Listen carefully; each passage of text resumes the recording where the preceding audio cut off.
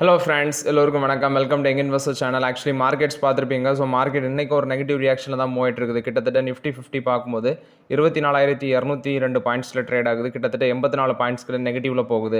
Sensex 338 பாயிண்ட்ஸ்க்கு நெகட்டிவில் இருக்குது. 77,389 பாயிண்ட்ஸில் ட்ரேட் ஆகுது. பேங்க் நிஃப்டி 194 பாயிண்ட்ஸ்க்கு நெகட்டிவில் இருக்குது. 57,303 பாயிண்ட்ஸில் ட்ரேட் ஆகுது. பேங்க் நிஃப்டியில் U small finance bank flat positive, Axis bank flat positive, bank of Baroda flat negative, Canara bank 1% மேலே நெகட்டிவில் இருக்குது. Federal bank flat positive, HDFC bank flat negative, ICICI bank flat negative, IDFC first bank flat positive, IndusInd bank flat positive, Kotak Mahindra bank flat negative, Punjab national bank flat positive, State Bank of India flat negative, Union Bank of India 1% மேலே negative, S bank 1.5% நெகட்டிவில் இருக்குது.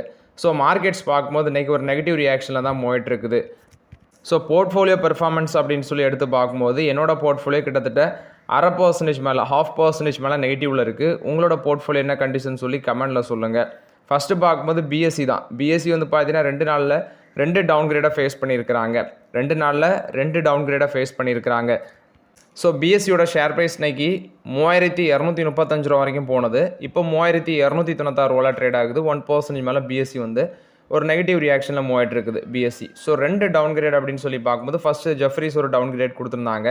அது மட்டும் இல்லாமல் நுவாமா பார்த்தீங்கன்னா financial 27-28 அவங்களோட earnings per ஷேரை வந்து குறைச்சிட்டாங்க. Financial 27க்கு என்ன சொல்கிறாங்க அப்படின்னா 6.3%, 28க்கு வந்து 15% அப்படின்னு சொல்லி அப்டேட் கொடுத்துருக்காங்க. ஜெஃப்ரிஸ் வந்து சொன்னது ஃபினான்ஷியல் 27-29 எஸ்டிமேஷன் 5-12% அந்த ரேஞ்சில் அவங்க வந்து அப்படி ஒரு அப்டேட் கொடுத்துருக்காங்க. இது இல்லாமல் நுவாமா வந்து டார்கெட் ப்ரைஸும் பார்த்தீங்கன்னா 4,900 ரூபாலேருந்து 3,240 ரூபாய்ட்டு அவங்களோட டார்கெட் ப்ரைஸை நுவாமா வந்து பார்த்தீங்கன்னா குறைச்சிருக்கிறாங்க. இது ஒரு நெகட்டிவ் அப்டேட்டு. நேற்று ஜெஃப்ரிஸ் பார்க்கும்போது அவங்களும் பார்த்தீங்கன்னா ஹோல்டுலேருந்து அண்டர் பெர்ஃபார்ம் ரேட்டிங் கொண்டு வந்துட்டாங்க. டார்கெட் ப்ரைஸ் அவங்க 3,520 ரூபாலேருந்து 2,940 ரூபாய்ட்டு அவங்களும் பார்த்தீங்கன்னா டார்கெட் ப்ரைஸை குறைச்சிருந்தாங்க. ஸோ இது வந்து பார்த்தீங்கன்னா 2 நாள் மார்க்கெட்டில் ஒரு நெகட்டிவ் ரியாக்ஷன் கொடுத்துருக்கு பிஎஸ்சி. பட் பிஎஸ்சியோட வேல்யூஷன் வச்சு பார்க்கும்போது அரௌண்ட் 4-7 டைம்ஸ் கிட்ட இருக்கிறாங்க. இன்னைக்குள்ள ட்ரெண்டு படி பார்க்கும்போது 4-7 டைம்ஸ் கிட்ட மூவ் ஆகிட்டு இருக்குது. ஸோ இது வந்து பிஎஸ்சியை பொறுத்த வரைக்கும் அப்டேட்டு. 18 அனாலிஸ்டில் 10 பேர் பார்த்தீங்கன்னா பை ரேட்டிங், 7 பேர் வந்து ஹோல்ட் ரேட்டிங், ஒருத்தங்க செல் ரேட்டிங் கொடுத்துருக்காங்க. நெக்ஸ்ட் பார்க்கும்போது ஐசிஐசிஐ பேங்க் ஹெச்டிஎஃப்சி பேங்கை ஓவர்டேக் பண்ணியிருக்காங்க மியூச்சுவல் ஃபண்ட் ஹோல்டிங்ஸில் ஜூலையில். குறிப்பாட்டு சில கவர்னன்ஸ் கன்சர்ன்ஸ்னால ஹெச்டிஎஃப்சி பேங்க் வந்து வருஷத்தில் கிட்டத்தட்ட 25% ட்ராப் அவுட் ஆயிருக்கு. மியூச்சுவல் ஃபண்ட் ஹோல்டிங்ஸ்னு பார்க்கும்போது ஹெச்டிஎஃப்சி பேங்கில் 3.94 பில்லியன் ஷேர் வந்து ஹெச்டிஎஃப்சி பேங்கில் மியூச்சுவல் ஃபண்ட் ஓன் பண்ணுறாங்க. அதோட வேல்யூ 2.96 lakh crore. ஐசிஐசிஐ பேங்கில் மியூச்சுவல் ஃபண்ட்ஸோட ஹோல்டிங்ஸ் 2.10 பில்லியன் ஷேர், அதோட value 3.01 lakh crore. So value வச்சு பார்க்கும்போது ஹெச்டிஎஃப்சி பேங்கோட ஐசிஐசிஐ பேங்கில் மியூச்சுவல் ஃபண்டோட ஹோல்டிங் வேல்யூ அதிகரிச்சிருக்கு. ஐசிஐசிஐ பேங்க் பார்க்கும்போது அதாவது ஐசிஐசிஐ பேங்கில் ஈக்விட்டி மியூச்சுவல் ஃபண்ட்ஸோட ஹோல்டிங்ஸ் 5.35% இருக்குது. ஹெச்டிஎஃப்சி பேங்கில் 5.24% இருக்குது. ஹெச்டிஎஃப்சி பேங்க் கிட்டத்தட்ட 514 மியூச்சுவல் ஃபண்ட் ஸ்கீம் வந்து ஓன் பண்ணுறாங்க. ஐசிஐசிஐ பேங்கை 552 மியூச்சுவல் ஃபண்ட் ஸ்கீம் பார்த்தீங்கன்னா அதை ஓன் பண்ணுறதாட்ட அப்டேட் கொடுத்துருக்காங்க. ஸோ மியூச்சுவல் ஃபண்ட் ஹோல்டிங்ஸ்லையும் சரி அதோட வேல்யூஸ்லையும் சரி இவங்க ஐசிஐசிஐ பேங்க் வந்து ஹெச்டிஎஃப்சி பேங்கை ஓவர்டேக் பண்ணியிருக்கதாட்ட அப்டேட் கொடுத்துருக்காங்க. 2 கம்பெனியோட அதாவது ஐசிஐசிஐ பேங்கும் சரி ஹெச்டிஎஃப்சி பேங்கோட ஷேர் ப்ரைஸ் கம்பேரிசன் பார்த்தோம் அப்படின்னா இது ஐசிஐசிஐ பேங்கோட ஷேர் ப்ரைஸ் 1,407. இது புக் வேல்யூலேருந்து பார்க்கும்போது கிட்டத்தட்ட 2.5 டைம்ஸ் மேலே இருக்குது. ஐசிஐசிஐ பேங்கோட புக் வேல்யூ வச்சு பார்க்கும்போது வேல்யூஷன் 2.5 டைம்ஸ் மேலே இவங்க ஐசிஐசிஐ பேங்க் மூவ் ஆகிட்டு இருக்கிறாங்க. அதே ஹெச்டிஎஃப்சி பேங்கோட பெர்ஃபார்மன்ஸ் எப்படி இருக்குன்னா 724 இருக்குது. ஹெச்டிஎஃப்சி பேங்கோட ஷேர் ப்ரைஸ் வந்து 725 ட்ரேட் ஆகுது. இன்றைக்கி வந்து ஒரு ஃப்ளாட் நெகட்டிவ் ரியாக்ஷனில் இருக்குது ஹெச்டிஎஃப்சி பேங்க். 722 அவங்களோட 52-week low, கிட்டத்தட்ட அந்த ரேஞ்சில் தான் மூவ் ஆகிட்டு இருக்கு. அவங்களோட புக் வேல்யூ 390, கிட்டத்தட்ட 2 டைம்ஸு கீழே தான் ட்ரேட் ஆகுது. ஐசிஐசிஐ பேங்கை கம்பேர் பண்ணும்போது ஹெச்டிஎஃப்சி பேங்கோட வேல்யூஷன் பார்த்தீங்கன்னா கம்மியாக தான் இருக்குது. அது மட்டும் இல்லாமல் 5 இயர்ஸில் இவங்களோட ப்ராஃபிட் சிஏஜிஆர் க்ரோத் 18% மேலே இருக்குது. ஹெச்டிஎஃப்சி பேங்கையும் அந்த ஹெச்டிஎஃப்சியை மெர்ஜ் பண்ணதுலேருந்து தான் இந்த ஸ்டாக் வந்து பார்த்தீங்கன்னா பெருசாக பெர்ஃபார்மன்ஸ் பண்ணாமல் இருக்குது. ஸோ அது மட்டும் இல்லாமல் ஹெச்டிஎஃப்சி பேங்க்கில் நான் சொல்லியிருந்தேன் ஸ்டில் இப்போ வந்து சில ப்ராப்ளம்ஸ் இருக்குது. அந்த மெர்ஜரில் வந்து பார்த்தீங்கன்னா இவங்களோட பெர்ஃபார்மன்ஸ் கம்மியாக இருக்குது அப்படின்னு சொல்லியிருந்தேன். அது இல்லாமல் இப்போ இருக்க வேல்யூஷனில் பொறுமையாக யூஸ் பண்ணிக்கலாம் அப்படின்னு சொல்லி அப்டேட் கொடுத்துருந்தேன் ஹெச்டிஎஃப்சி பேங்க்கில். பட் ஒரு நம்பர் கமெண்ட்டில் சொல்லியிருந்தாங்க, ஒரு நண்பர் அவங்க சொன்னது வந்து 600 வரைக்கும் ஹெச்டிஎஃப்சி பேங்க் வரலாம், அதனால் கொஞ்சம் வெயிட் பண்ணுங்கள் அப்படின்னு சொல்லியிருந்தாங்க. ஸோ அதுக்கும் பாசிபிலிட்டிஸ் இருக்குது, இல்லைன்னு நான் சொல்லலை. ஏன்னா அதோட பெர்ஃபார்மன்ஸ் வச்சு தான் சொல்கிறேன். பட் நம்ம வந்து கரெக்டாக எக்ஸாக்டாக ஒரு ஸ்டாக்கில் வந்து கெஸ் பண்ண முடியாது. இந்த ரேஞ்சுக்கு தான் வரும் அப்படின்னு சொல்லி ஸ்டாக்காக கரெக்டாக ஒரு ஸ்டாக்கில் கெஸ் பண்ண முடியாது. ஸ்லோவாக யூஸ் பண்ணிக்க வேண்டியதான். ஸோ இது வந்து ஹெச்டிஎஃப்சி பேங்க் ஐசிஐசிஐ பேங்கை பொறுத்த வரைக்கும் அப்டேட்டு. நெக்ஸ்ட்டு நோயல் டாட்டா நேற்று வந்து பார்த்தீங்கன்னா சில கவர்மெண்ட் அஃபிஷியல்ஸை வந்து மீட் பண்ணியிருந்தாங்க அப்படின்னு சொல்லியிருந்தேன். குறிப்பாட்டு ஹோம் மினிஸ்டர், பிஎம்ஓ ஆஃபீஸ், அதாவது பிரைம் மினிஸ்டர் ஆஃபீஸில் உள்ள சில higher officials. So Noel tata meet பண்ணியிருக்காங்க. இது போக ஆர்பிஐ கிட்டேயும் பார்த்தீங்கன்னா டாடா சன்ஸ் ஸ்டேட்டஸை பற்றி டிஸ்கஸ் பண்ண இருக்கிறாங்க அப்படின்னு சொல்லி அப்டேட் வந்திருக்கு. நோயல் டாட்டா வந்து விரைவில் ஆர்பிஐ கிட்ட பார்த்தீங்கன்னா டாடா சன்ஸோட ஸ்டேட்டஸ் சம்மந்தமாக டிஸ்கஸ் பண்ண இருக்கிறாங்க. ஸோ அதை வந்து ஒரு அன்லிஸ்டட் என்டிட்டியாட்டே வச்சிருக்கிறது தான் டாடா சன்ஸோட முயற்சியாக இருக்கும்னு நான் நினைக்கிறேன். லிஸ்ட் பண்ணுறதுக்கு சான்சஸ் ரொம்ப கம்மி. ஆர்பிஐ ரொம்ப ப்ரெஷர் கொடுத்தாங்கன்னா மேபி லிஸ்ட் பண்ண சான்ஸ் இருக்குது. பட் அதை லிஸ்ட் பண்ணுறது சான்சஸ் ரொம்பவே கம்மி அப்படிங்கிறது தான் என்னோட கருத்தாக இருக்குது. கோல்கேட் பார்த்தீங்கன்னா இவங்க பாம்பே ஷேவிங் கம்பெனியோட ஒரு கொலாபரேஷனில் வராங்க. இவங்களோட பாம் ஆலிவ் ஆட்ஸ் சம்மந்தமாட்டு. ஸோ இது வந்து consumer facing advertisement and customer relationship எல்லாமே பார்த்தீங்கன்னா குறிப்பாக பாம் ஆலிவ் பேஸ் பண்ணது எல்லாமே பாம்பே ஷேவிங் கம்பெனிகிட்ட வந்து பார்த்தீங்கன்னா கொடுக்குறாங்க.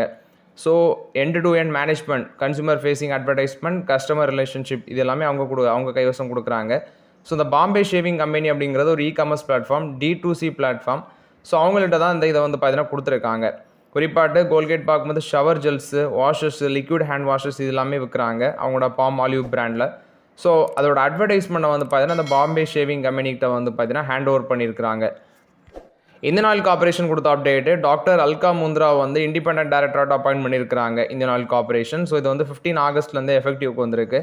இந்தியன் ஆயில் கார்பரேஷன் கொடுத்த அப்டேட். இன்வெஸ்கோ மியூச்சுவல் ஃபண்ட் பார்க்கும்போது ஃபார்மா அண்ட் ஹெல்த் கேர் ஃபண்டை லான்ச் பண்ணியிருக்கிறாங்க. ஸோ இந்த என்எஃப்ஓட ஓப்பனிங் டேட் பார்க்கும்போது ஆகஸ்ட் 18, செப்டம்பர் 1 ஓப்பன் ஆகும் அப்படின்னு சொல்லி அப்டேட் கொடுத்துருக்காங்க. ஸோ இது வந்து new fund offer. Invesco mutual fund தான் லான்ச் பண்ணியிருக்கிறாங்க. Indian pharma and Invesco Indian pharma and health care fund அப்படின்னு சொல்லி அப்டேட் கொடுத்துருக்காங்க. இது வந்து ஓப்பன் எண்டட் ஈக்விட்டி ஸ்கீமாக இருக்குது. கேரளாவோட விலினியம் போர்ட் பார்க்கும்போது யூரோப் ஷிப்பிங் டைம் வந்து 18 நாளாட்டு குறைக்கிறாங்க. So EXIM operation, export operation வந்து நாளைக்கு தொடங்க இருக்கிறதுனால அவங்க வந்து பார்த்தீங்கன்னா யூரோப் ஷிப்பிங் டைமை வந்து 18 நாளாட்டு குறைக்கிறதாட்டு அப்டேட் கொடுத்துருக்காங்க. ஷான்கேஷ் ஜுவல்லரி அதோட ஐபி வந்து பார்த்தீங்கன்னா ஆகஸ்ட் 18 இன்னைக்கு ஓப்பன் ஆகுது அப்படின்னு சொல்லி அப்டேட் கொடுத்துருக்காங்க. ஆங்கர் இன்வெஸ்டர்ஸ் மட்டுமே 110 crore ஒர்த் ஆஃப் ஷேர்ஸ் வந்து அக்யூஷன் பண்ணியிருக்கிறாங்க. இது வந்து ஷான்கேஷ் ஜுவல்லர்ஸ் ஐபிஓ பொறுத்த வரைக்கும் அப்டேட்டு. டாப் டிஃபென்ஸ் பிக்ஸை வந்து பார்த்தீங்கன்னா ஜெஃப்ரிஸ் வந்து கொடுத்துருக்காங்க. இல்லை HAL, Bharat electronics limited, data patterns இது எல்லாமே இதில் இருக்குது. ஸோ இதில் பாரத் எலக்ட்ரானிக்ஸ் லிமிடெட் ரீசென்ட்லி நல்ல ஒரு ரிட்டர்ன் கொடுத்துருந்துச்சு. ஹிந்துஸ்தான் ஏரோநாட்டிக்ஸ் லிமிடெட் நேற்று தான் ஒரு 50 டச் பண்ணியிருந்தாங்க. ஏன்னா அவங்க வந்து அதானி டிஃபென்ஸு கூடயும் இன்னொரு கம்பெனியோட கொலாபரேஷன் போட்டிருந்தாங்க. ஸோ அது மட்டும் இல்லாமல் இப்போ சில கம்பெனிஸுக்கு எல்லாமே பார்த்தீங்கன்னா டிஃபென்ஸ் கம்பெனிஸுக்கு வந்து ஜெஃப்ரிஸ் வந்து பை ரேட்டிங் கொடுத்துருக்காங்க. இல்லை ஹிந்துஸ்தான் ஏரோநாட்டிக்ஸ் லிமிடெடுக்கு buy rating 6,800 rupees target price கொடுத்துருக்காங்க. ஆல்ரெடி கொடுத்ததை விட 500 இன்க்ரீஸ் பண்ணி கொடுத்துருக்காங்க. 34% மேலே போகும் அப்படின்னு சொல்கிறாங்க. பாரத் எலக்ட்ரானிக்ஸுக்கு 490 டார்கெட் ப்ரைஸ் கொடுத்துருக்குறாங்க. பட் டார்கெட் ப்ரைஸை குறைச்சிருக்கிறாங்க. 550 490 டார்கெட் ப்ரைஸை குறைச்சிருக்கிறாங்க. 19% மேலே போகும்னு சொல்கிறாங்க. டேட்டா பேட்டர்ன்ஸுக்கு 25% கரண்ட் லெவல்லேருந்து மேலே போகும். 5,545 டார்கெட் ப்ரைஸ் ஆட்டு கொடுத்துருக்குறாங்க. லலிதா ஜுவல்லரியோட ஐபிஓ வந்து பார்த்தீங்கன்னா கிட்டத்தட்ட இன்றைக்கி 2வது நாள், நேற்று ஓப்பன் ஆச்சு, 17 ஓப்பன் ஆச்சு, இன்றைக்கி 2வது நாள். ஸோ ஃபுல்லி சப்ஸ்கிரைப் ஆகிருக்கு அப்படின்னு சொல்லி அப்டேட் கொடுத்துருக்காங்க. கிரே மார்க்கெட் ப்ரீமியம் பார்க்கும்போது அரௌண்ட் ஒரு ஷேருக்கு 26 rupees சம்திங் இருக்கிற மாதிரி இருக்குது grey market premium. So listing ஒரு 15 to 20% கிடைக்கும். அல்லது மார்க்கெட்டோட கண்டிஷனை பொறுத்து அன்றைக்கி மார்க்கெட் லிஸ்டிங் அன்றைக்கி மார்க்கெட் நல்ல ஒரு சுச்சுவேஷனில் இருந்துச்சுன்னா மேபி ஒரு நல்ல லிஸ்டிங் கொடுக்கவும் சான்சஸ் இருக்குது. ஸோ இது வந்து லலிதா ஜுவல்லரி ஐபிஓ பொறுத்த வரைக்கும் அப்டேட்டு. என்னட்டா நிறைய பேர் கேட்குறது டூத் டிரான்ஸ்மிஷன் ஐபிஓனே கிடச்சி. ஸோ அதில் ஒரு நல்ல லிஸ்டிங் இருக்குது, இதை வந்து ஹோல்ட் பண்ணலாமா இல்லை வந்து வச்சுக்கலாமா அப்படின்லாம் கேட்டிருந்தீங்க. ஐபிஓ பொறுத்த வரைக்கும் என்னோட ஒரே ஒப்பீனியன் தான். ஸோ ஐபிஓ பொறுத்த வரைக்கும் அது லிஸ்ட் ஆகும். நல்ல ஒரு லிஸ்டிங் சில ஸ்டாக்ஸ் கொடுக்கும், சில ஸ்டாக்ஸ் ஒரு டீசன்ட் லிஸ்டிங் கொடுக்கும், சில ஸ்டாக்ஸ் ஃப்ளாட் லிஸ்ட்டாக இருக்கும். ஸோ நான் என்ன பண்ணுவேன் அப்படின்னா ஐபிஓ லிஸ்ட் ஆகி 1 நாள் இல்லை 2 நாள் இல்லை 3 நாள் அதிலே மொத்தமாக விற்றுருவேன். அடுத்து 2வது ஃபண்டமெண்டலி நல்ல கம்பெனியாக இருக்கான்ட்டு அதுவும் உடனெல்லாம் செக் பண்ண மாட்டேன். கொஞ்ச நாள் செக் பண்ணிவிட்டு அது ஐபிஓவில் வந்து பார்த்தீங்கன்னா கிட்டத்தட்ட 50% அளவுக்கு இறங்கிறதுக்கு சான்ஸ் இருக்குது. ஒன் டைம் ஆஃப் த பீரியடில் இன்வெஸ்டர்ஸ் அதில் வந்து நிறைய ப்ராஃபிட் புக்கிங் நடக்கும். ஸோ அதனால ஐபிஓ லிஸ்ட்டான அடுத்த நாளே பார்த்தீங்கன்னா அது ஃபண்டமெண்டலி நல்ல கம்பெனியாக ஹோல்ட் பண்ணலாமா அப்படிங்கிறதெல்லாம் நீங்கள் திங்க் பண்ண வேண்டாம். ஒரு நல்ல லிஸ்டிங் கிடச்சுன்னா உடனே அதை எடுக்கிறது தான் better. ICICI Prudential asset management company so $1.1 billion அளவுக்கு அவங்க ஐபிஓ வர போகிறதாட்ட அப்டேட் கொடுத்துருக்காங்க. கிட்டத்தட்ட வந்து பார்த்தீங்கன்னா செபி அப்ரூவல் க்ளோஸராக இருக்குது அப்படின்னு சொல்கிறாங்க. ஐசிசிஐ ப்ரூடென்ஷியல் ஏஎம்சியோட ஐபிஓக்கான செபி வந்து விரைவில் அப்ரூவல் கொடுப்பாங்க அப்படின்னு சொல்கிறாங்க. கிட்டத்தட்ட பப்ளிக் இஷ்யூவில் 10% ஆஃப் த ஸ்டேக் வந்து டைல்யூஷன் பண்ணுறதுக்கு சான்ஸ் இருக்குது. டாடா மோட்டார் கமர்ஷியல் வெஹிக்கிள்ஸோட சேல்ஸ் 26% இன்க்ரீஸ் ஆகிருக்கு. 1,08,700 யூனிட்ஸ் பார்த்தீங்கன்னா அந்த Q1 மட்டுமே விற்றுருக்கிறதாட்ட அப்டேட் கொடுத்துருக்காங்க. டாடா மோட்டார் கமர்ஷியல் வெஹிக்கிள்ஸோட சேல்ஸ் ஒரு குவார்ட்டரில் 1,08,700 யூனிட்ஸ் விற்றுருக்காங்க. ரெவன்யூ மட்டுமே இந்த குவார்ட்டரில் 23% இன்க்ரீஸ் ஆகிருந்துச்சு. ப்ராஃபிட் கிட்டத்தட்ட 1528 கோடி பண்ணியிருந்தாங்க. அசோக் லைலாண்டோட சேல்ஸ் வந்து 10% இன்க்ரீஸ் ஆயிருந்துச்சு. பட் அவங்களோட ரெவன்யூவும் நல்லா இன்க்ரீஸ் ஆயிருந்துச்சு. பட் போத் கம்பெனிஸுமே பார்த்தீங்கன்னா இன்புட் காஸ்ட் அதை ஃபேஸ் பண்ணியிருக்கிறாங்க. இன்புட் காஸ்ட் ரைஸ் ஆனதை ஃபேஸ் பண்ணியிருக்கிறாங்க. மார்ஜின் ப்ரெஷரையும் ஃபேஸ் பண்ணியிருக்கிறாங்க. ஸோ இது வந்து அசோக் லைலாண்ட் டாடா மோட்டர்ஸை பொறுத்த வரைக்கும் அப்டேட்டு. அசோக் லைலாண்ட் வந்து பார்த்தீங்கன்னா நான் எக்ஸிட் பண்ணிட்டேன் ஒன் டைம் ஆஃப் த பீரியடில். டாடா மோட்டர்ஸ் இன்றைக்கி ஒரு ஃப்ளாட் நெகட்டிவ் ரியாக்ஷனில் மூவ் ஆகிட்டு இருக்குது மார்க்கெட்டில். பட் ரிசல்ட்ஸ் வந்து அடுத்த நாள் நல்ல ஒரு ரியாக்ஷன் இருந்துச்சு. இன்றைக்கி ஃப்ளாட் நெகட்டிவில் இருக்குது Tata motor commercial vehicles. IT ஸ்டாக்ஸில் வந்து பார்த்தீங்கன்னா ப்ராஃபிட் புக்கிங் நடக்குதோ அப்படிங்கிற ஒரு கொஸ்டின் இருக்குது. ஏன்னா நிஃப்டி ஐடி இண்டெக்ஸ் பார்க்கும்போது ஆல்ரெடி 2 நாள் டவுனு. நிஃப்டி ஐடி இண்டெக்ஸ் பார்க்கும்போது ஆல்ரெடி 2 நாள் டவுனு. இன்றைக்கும் நெகட்டிவில் தான் இருக்குது. நேற்றே செகண்ட் கன்சிக்யூட்டிவ் டிக்ளைன், இன்றைக்கும் டிக்ளைன் ஆயிருக்கு. இன்ஃபோசிஸ் டிசிஎஸ்லாம் நெகட்டிவில் தான் இருந்துச்சு. டிசிஎஸ் 1.5% நெகட்டிவ், இன்ஃபோசிஸ் 2.5% நெகட்டிவில் இருக்குது. அது மட்டும் இல்லாமல் நேற்றும் டிசிஎஸ் 2.5% நெகட்டிவில் இருந்துச்சு. இவங்க இன்ஃபோசிஸும் பார்த்தீங்கன்னா இன்ஃபோசிஸ் 2.5% நெகட்டிவ், டிசிஎஸும் 2% நெகட்டிவில் இருந்துச்சு நேற்று. இதுக்கெல்லாம் காரணம் என்ன அப்படின்னு சொல்லி அனாலிசிஸ் பண்ணி பார்க்கும்போது ஒரு பக்கம் க்ரூட் ஆயிலோட ப்ரைஸ் அதிகரிக்குது. அடுத்தது பார்த்தீங்கன்னா யூஎஸ் ட்ரெஷரிஸ் வந்து அதிகமாக இருக்குது. ப்ராஃபிட் புக்கிங் ஐடி செக்டார் ஸ்டாக்ஸில் நடக்குது அப்படின்னு சொல்லி அப்டேட் கொடுத்துருக்காங்க. ரீசென்ட்லி டிசிஎஸ்லாம் பார்க்கும்போது 2000 கீழே போச்சு. இப்போ பார்க்கும்போது 2300 சம்திங்லாம் வந்தாங்க. ஸோ ஒரு ஷார்ட் டைம் ரிட்டர்ன்ஸ் வந்து பார்த்தீங்கன்னா அந்த ஐடி செக்டாரில் வந்து இன்வெஸ்டர்ஸ் ப்ராஃபிட் எடுக்கிறாங்களா அப்படிங்கிறதையும் பார்க்க வேண்டியிருக்கு. ஒரு ஷார்ட் டைம் கெயினை வந்து அவங்க வெளியே எடுக்கிறாங்களா அப்படின்னு சொல்லி பார்க்க வேண்டியிருக்குது. ஸோ ஐடி செக்டார் வந்து பார்த்தீங்கன்னா ஸ்டில் அந்த ப்ரெஷர் வந்து கிளியர் ஆன மாதிரி இல்லை. இது வந்து ஐடி செக்டாரை பொறுத்த வரைக்கும் அப்டேட்டு. ப்ராஃபிட் புக்கிங் நடந்திருக்கு. அது மட்டும் இல்லாமல் டிசிஎஸ் பார்த்தீங்கன்னா ஏஜென்டிக் ஏ பிளாட்ஃபார்ம் வந்து லான்ச் பண்ணியிருக்கிறாங்க ட்ரக் டெவலப்மெண்ட்டை வந்து ட்ரான்ஸ்ஃபர் பண்ணுறதுக்கு. ஸோ இது வந்து டிசிஎஸ் கொடுத்த அப்டேட்டு. ட்ரக் டெவலப்மெண்ட்டை வந்து பார்த்தீங்கன்னா ட்ரக் டெவலப்மெண்ட் வந்து பண்ணுறதுக்கு ஏஐ பிளாட்ஃபார்ம் வந்து லான்ச் பண்ணியிருக்கிறாங்க. நெக்ஸ்ட் பார்க்கும்போது ஜேபி மார்கன் ஒரு அப்டேட் கொடுத்துருக்காங்க. ஸோ ஆக்சுவலி நிஃப்டி 50 வந்து 27,000 பாயிண்ட்ஸை வந்து பார்த்தீங்கன்னா அந்த ரேஞ்சுக்கு போகும் அப்படின்னு சொல்லி அப்டேட் கொடுத்துருக்காங்க. ஸோ ஃபினான்ஷியல் 27ல் இன்னும் இந்த கார்பரேட் கம்பெனிஸோட பெர்ஃபார்மன்ஸ் ஸ்ட்ராங்கராக இருக்கும்னு சொல்கிறாங்க. ஃபஸ்ட்டு இந்த எம்எஸ்சிஐ இந்தியன் கம்பெனிஸ் வந்து 19% இயரானர் பேசிஸில் ரெவன்யூ க்ரோத் காமிச்சிருக்கு. Profit after tax growth June குவார்ட்டரில் 16% வளர்ந்துருக்கு. ஜூன் 2024 அப்புறம் கம்பெனிஸோட ஏர்னிங்ஸ் க்ரோத் வந்து ரொம்பவே ஸ்ட்ராங்காக இருக்குது அப்படின்னு சொல்கிறாங்க 2024 ஜூனுக்கு அப்புறம். ஜேபி மார்கன் சொல்கிற அப்டேட் படி பார்க்கும்போது 58% ஆஃப் த கம்பெனிஸ் வந்து ப்ராஃபிட் வந்து எஸ்டிமேஷனை விட ஜாஸ்தியாக வந்திருக்கு அப்படின்னு சொல்லி அப்டேட் கொடுத்துருக்காங்க. குறிப்பாட்டு ஃபினான்ஷியல்ஸ், இண்டஸ்ட்ரியல்ஸ், கன்சியூமர் டிஸ்கிரிஷனரி இதெல்லாமே கீ கான்ட்ரிபியூட்டராக இருந்திருக்கு. எனர்ஜி செக்மெண்ட் வந்து வீக்காக இருக்குது அப்படின்னு சொல்லி அப்டேட் கொடுத்துருக்காங்க. ஃபினான்ஷியல் 27ல் ஏர்னிங் சீசன் வந்து பார்த்தீங்கன்னா எஸ்டிமேஷனை விட ஸ்ட்ராங்கராக இருக்கும் அப்படின்னு சொல்லி அப்டேட் கொடுத்துருக்காங்க. எம்எஸ்சிஐ இந்தியன் கம்பெனிஸோட ரெவன்யூ அண்ட் ப்ராஃபிட் அந்த க்ரோத் வந்து 19%, ரெவன்யூ 19%, ப்ராஃபிட் 16% இயரானர் பேசிஸில் Q1ல் இருந்துச்சு அப்படின்னு சொல்லி அப்டேட் கொடுக்குறாங்க. எஸ்டிமேஷனை விட ரைஸ் பண்ணி தான், அதாவது எஸ்டிமேஷனை விட ஜாஸ்தியாக தான் ப்ராஃபிட்டோ ரெவன்யூவும் இன்க்ரீஸ் ஆயிருக்கு இந்த கம்பெனிஸோடது.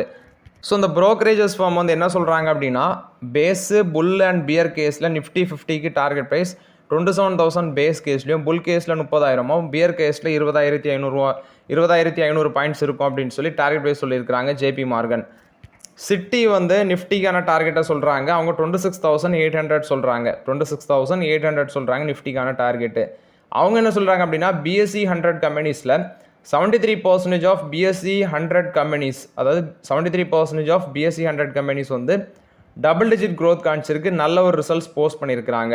லார்ஜ் கேப் பிக்ஸில் பார்க்கும்போது ஆக்சிஸ் பேங்க் ஆட் பண்ணியிருக்கிறாங்க. ஓவர் வெயிட் ஷேர்ஸ்னு பார்க்கும்போது banks, telecom, health care, utility செக்மெண்ட்டை ஆட் பண்ணியிருக்கிறாங்க.